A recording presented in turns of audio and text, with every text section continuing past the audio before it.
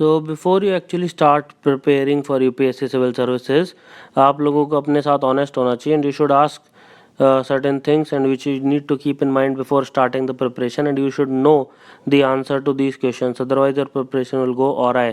पूरा सब कुछ खत्म हो जाएगा, बीच में collapse हो जाएगा motivation. तो सबसे पहले what are the things to be keep in mind and how you can achieve the success if you have to study for 3 years, 4 years, 5 years, you don't know, right? So first is like you should be ready to dedicate minimum like 3 years. 2 years भी कम है because it takes 1.5 years to prepare, and 1 year if it is gone, then in second attempt itself you will be having like 3 years. So you should be ready to give at least 3 years. Maybe like people give 7 attempts also, 6 attempts also, 12 attempts also. But my personal suggestion is at least give 4 attempts before you think that it is not meant for you. कम से कम आपको 4 attempt तो देने चाहिए before you आपको ऐसा लगे कि अब मेरे से नहीं हो पाएगा. तो फॉर एग्ज़ाम्पल अगर आप आज स्टार्ट करते हो, ठीक है, तो आपको अगर आपका सिलेक्शन भी होता है तो आपको 2 साल लग जाएंगे, और आपका सिलेक्शन इस साल 2018 में नहीं होता और 2019 में होता है तो मिनिमम 3 साल लग जाएंगे. So basically you need to have dedication, you need to have perseverance. क्या आप 3 साल तक पढ़ पाओगे बिना फोकस लूज़ किए?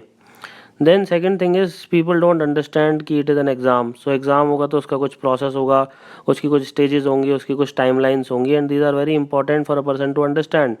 अब इस एग्ज़ाम में प्रीलिम्स मेंस इंटरव्यू होता है, उसमें कितना गैप है, आपको कैसे अपने आप को स्ट्रेटजाइज करना है, कैसे आपने आपको काम डाउन करना है, कैसे अपने आप को रिलैक्स करना है. So all these things need to like be there. Then you need to have whatever it takes attitude. ठीक है, बेसिकली बहुत ही लिमिटेड नंबर ऑफ सीट्स हैं, और जो people who are fighting for that, अब की बार तो शायद 980 सीट्स कर दी हैं. So people who are fighting for that are absolutely ruthless. So you need to be also having like no mercy वाला attitude. You have to be very very ruthless. ठीक है, now you have to understand the demand of the exam. यहाँ गधा मजदूरी करने से कुछ होगा नहीं. यहाँ पे बेसिकली स्मार्ट वर्क करना पड़ेगा. आपको पता है आप 10 न्यूज़पेपर पढ़ोगे तो आपके करंट अफेयर्स में मार्क्स ज़्यादा नहीं आएंगे, लेकिन आप द हिंदू अच्छे से पढ़ोगे और उसकी डेली समरी और एडिटोरियल एनालिसिस एंड अकेडमी पे देखोगे तो आपके शायद मार्क्स ज़्यादा आएंगे, क्योंकि आपको कंटेंट याद रहेगा, और याद रहेगा तो आप एग्ज़ाम हॉल में रिकॉल कर पाओगे. So you need to understand the demand of the exam. Prelims is just mere recognition. ए सही है कि बी सही है कि सी सही है कि डी सही है. तो अगर आप प्रीलिम्स को प्रीलिम्स के हिसाब से नहीं पढ़ोगे और वहाँ पे आप ज़्यादा रटने की कोशिश करोगे तो आप कभी भी रेंज कवर नहीं कर पाओगे. तो और सिमिलरली मेंस में अगर आप बिल्कुल याद करने की कोशिश नहीं करोगे तो वहाँ पे आंसर नहीं लिख पाओगे. So you need to prepare according to the demand of the exam. Then you need to know the syllabus detail में.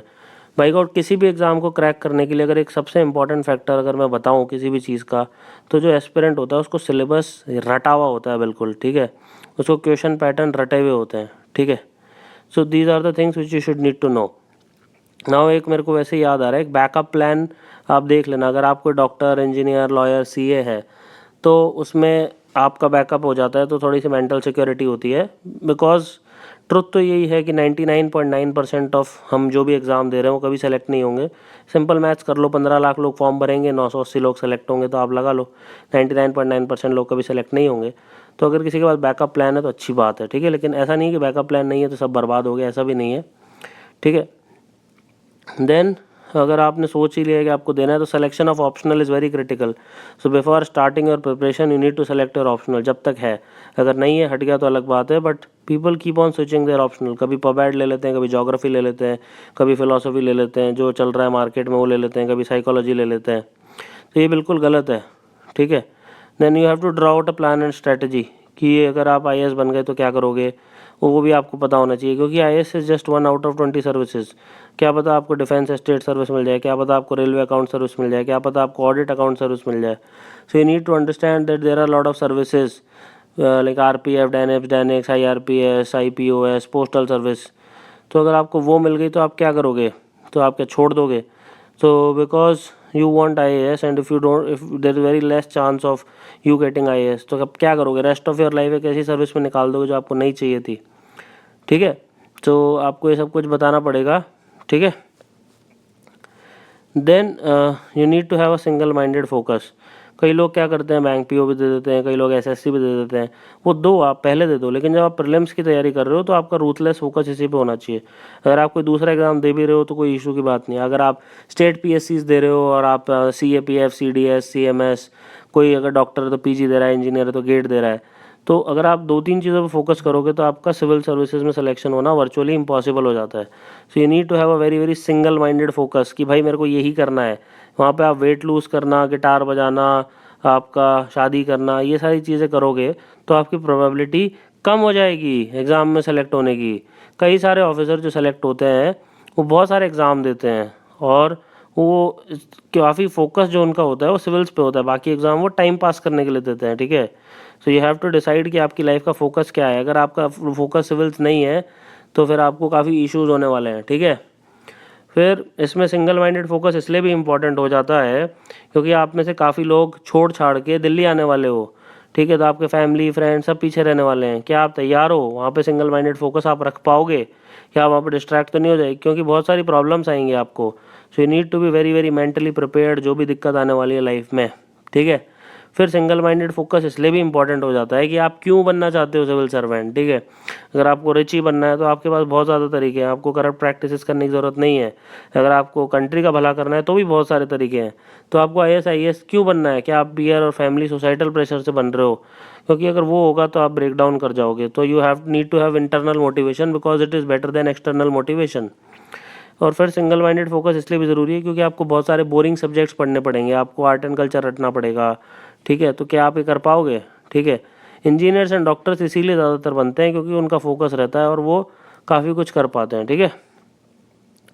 फिर जब भी ऐसा हो कि आपको डाउट हो रहा हो कि नोटिफिकेशन का वेट मत करो, प्रीवियस ईयर नोटिफिकेशन पढ़ लो, उससे आपको सिलेबस पैटर्न सब कुछ क्लियर हो जाएगा, उससे आपकी लाइफ काफ़ी सेट हो जाएगी।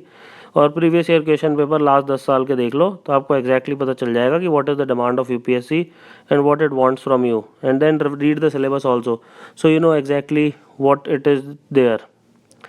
Then know the complete exam process की इंटरव्यू कब होता है, प्रीलिम्स कब होता है, मेंस कब होता है, किसके मार्क्स जुड़ते हैं, किसके मार्क्स नहीं जुड़ते, ठीक है। Then topper strategy on Unacademy देख लो, like talk to college senior selected candidates की लाइफ होती कैसे IAS के बाद या IPS के बाद। वैसे at Unacademy I am trying to bring as many civil servants as possible, IAS IFS district collector SDM under training IAS। तो बताएं तो सही आपको कि लाइफ में होता क्या है उनकी, तभी तो आप लोग एक कॉन्शियस डिसीजन ले पाओगे, ठीक है। और फिर अनअकैडमी के बहुत सारे सेलेक्टेड कैंडिडेट्स इनसाइट देते हैं एग्ज़ाम के बारे में कि ये बुक पढ़ लो, वो बुक पढ़ लो, इस तरीके से पढ़ लो, वैसे पढ़ लो। बस ये याद रखना ये कॉलेज की तरह नहीं होगा, ठीक है। तो यहाँ पे आपको कंसिस्टेंसी 8 से 9 घंटे पढ़ना पड़ेगा, भले ही कोई भी टॉपर कुछ भी बोलता रहे। आपको कम से कम 2 साल पढ़ना पड़ेगा, 1 साल तो मिनिमम पढ़ना पड़ेगा, 6 से 8 घंटे डेली पढ़ना पड़ेगा। कॉलेज की तरह नहीं कि एक दिन पहले एग्ज़ाम पढ़े और मार्क्स लेके आ गए, ठीक है। तो ये सारी बातें याद रखना प्रिपरेशन चालू करने से पहले, and will continue the course. Thank you.